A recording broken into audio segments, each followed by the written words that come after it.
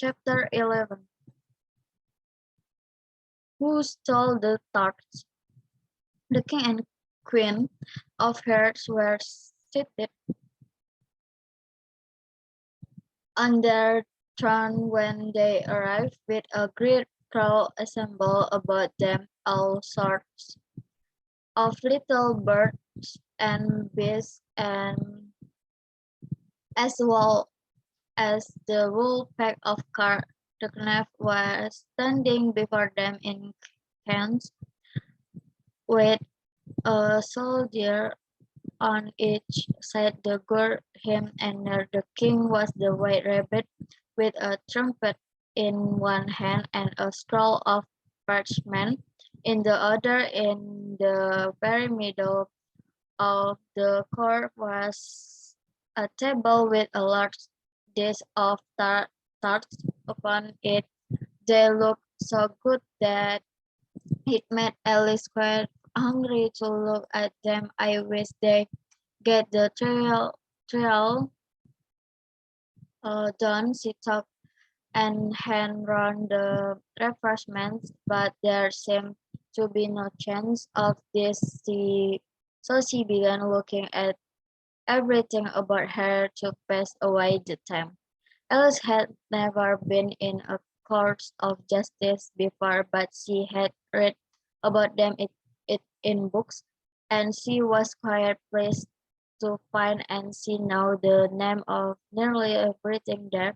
That the judge, she said to herself, because of his great wig. The judge, by the way, was the king, and as he wore his crown over the wig, look at the frontispiece if you want to see how he did it. He did not look at all comfortable, and it was certainly not becoming. And that the jury box took Alice and the stellar creators.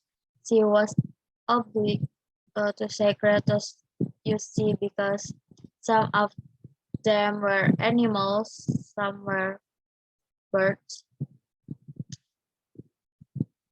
I suppose they are the jurors. She said this last word 2 and 3 times over to herself, being rather proud of it.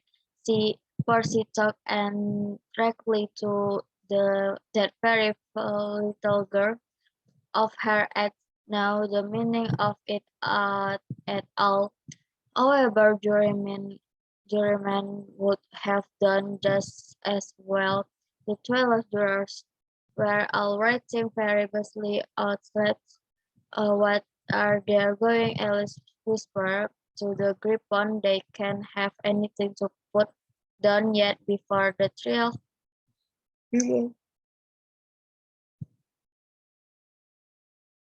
The trial began. They're putting down their names, the griffon whispered in reply, for fear they should forget them before the end, and the trial in the indignant thoughts, but she stopped herself hastily, for the white rabbit cried out silence in the court, and the king put on his spectacles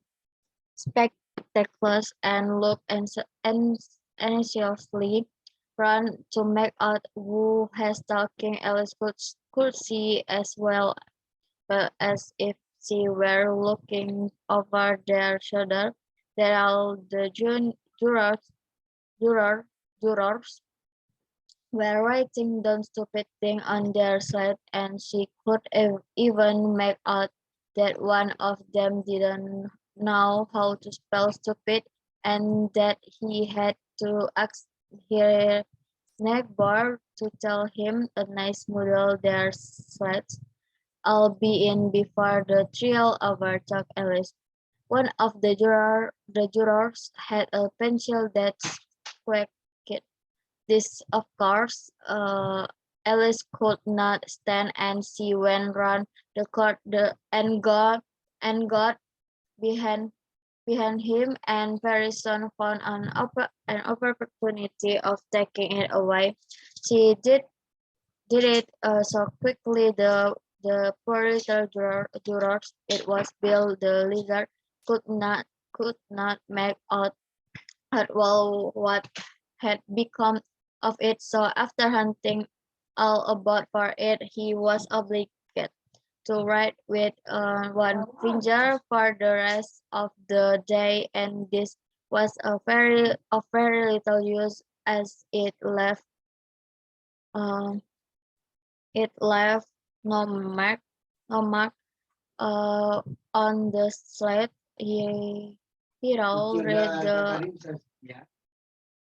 accusation, said the king. On this, the white rabbit blew the three blasts on the trumpet, trumpet, and then unrolled the parchment scroll. Read as follows: "Consider your verdict," the king said to the jury. "Not yet, not yet," the rabbit hastily interrupted.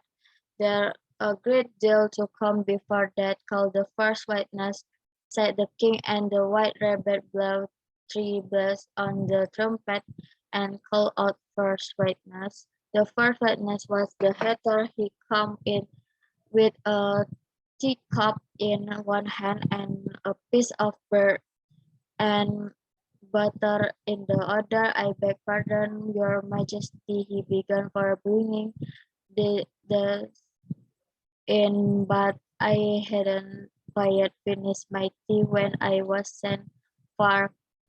I You ought to have finished," said the king. "When did you begin?" The hatter looked at the marks her who had followed him into the court, arm in arm with the Dormouse. 14th of March, I think it was, he said. 15, said the March her. 16 at the Dormouse. Write that down, the king said to the jury, and the jury eagerly wrote down all three. That's on their slides, and then added them up and reduced to the answer to ceiling and bench. "Take off your hat," the king said to the hatter. "It isn't mine," said the hatter. "Stolen," the king exclaimed, turning to jury, who instantly made a memorandum of the fact. "I kept them to sell," the hatter added as an explanation. "I've none of my own. I'm a hatter." Here the queen put on her spectacles and began staring at the hatter, who turned pale and "Get, give your evidence," and said the king, "and don't be nervous, or I'll have you executed executed on the spot." This did not seem to encourage the witness at all. He kept shifting from one foot to the other, looking uneasily at the queen, and in his confusion he bit a large piece out of his teacup instead of the bread and butter. Just at this moment, Alice felt a very curious sensation which puzzled her a good deal until she made out what it was. She was beginning to grow larger again, and she thought at first she would get up and leave the court, but on second thought she decided to remain where she was as long as there was room for her. "I wish you wouldn't squeeze so," said the Dormouse, who was sitting next to her. "I can hardly bear." "I can help it," sighed Alice very meekly. "I'm growing. You no right to grow here," said the Dormouse. "Don't talk nonsense," said Alice more boldly. "You know you're growing too." "Yes, but I grow a reasonable pace," said the Dormouse, not in the ridiculous fashion, and he got up very sulkily. and crossed over to the other side of the court. All this time, the queen left off uh, staring at the hatter, and just the the dormouse.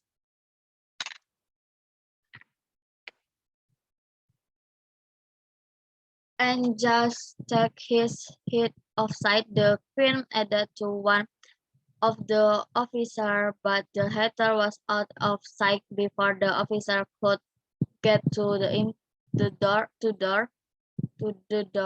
Called the next witness, said the next witness, what the Duchess cook. She cried the paper bag in her hand, and Alice guessed who it was even before she got into the court. By the way, the people near the door began sneezing at once.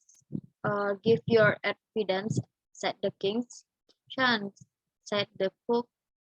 The king looked anxiously at the white rabbit, who said in a low voice, "Your Majesty must come examine mine. This witness, well, if I must," the king said with a melancholy air, and after folding his arms and frowning at the cook till his eyes were nearly out of sight, he said in a deep voice, "What her tarts made of pepper mostly." See the cook trickle said a sleepy voice behind her collar. The dormouse, the queen shrieked out behind the dormouse turned that dormouse out of court, suppressed him, pinched him off with his workers. For some minutes the whole court was in confusion getting the dormouse turned out, and by the time they had settled down again, the cook had disappeared. "Never mind," said the king with an air of great relief. "Call the next witness," and he added in an undertone to the queen, "Really, my dear, you must cross-examine the next witness. It's quiet makes my forehead itch." Alice watched the white rabbit as he fumbled over the list, feeling very curious to see what the next witness would be like, for they haven't got much evidence yet. She said to herself. Imagine her surprise when the white rabbit ripped out the top of his surly little voice the name Alice. And I will read a summary from this chapter.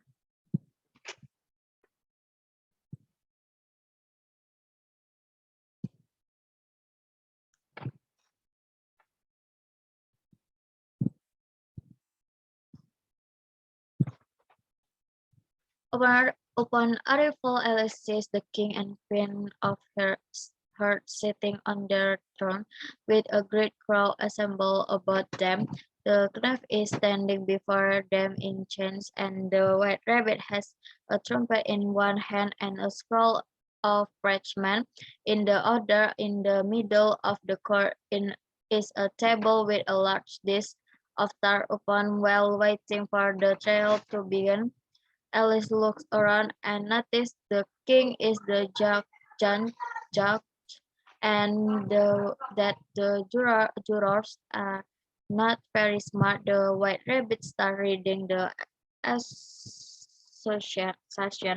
He claimed he claims that the knave of her stole the tarts. The king wants the jury to consider their verdict, but the rabbit tells him that they should have the witness first. The first witness is the Mad Hatter, accompanied by the March Hare and the There must always feel that she is starting to burn again. The hatter gave no evidence, so they move on to next witness. The next witness is the Duchess cook, and she is being for examined.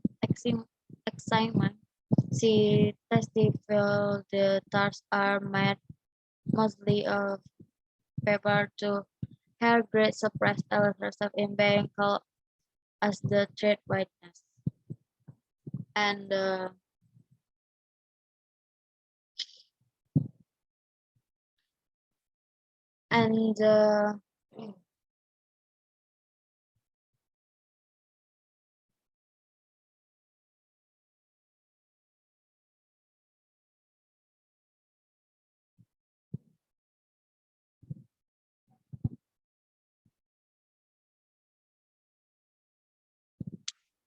and the quotation from this chapter is,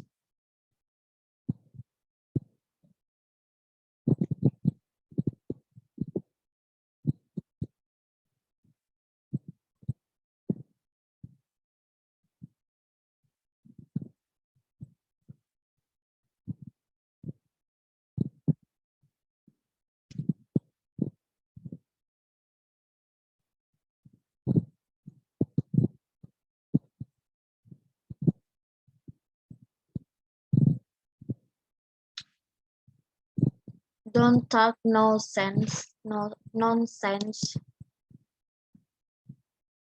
Don't talk nonsense." Okay, I will be next chapter 12. Thank you.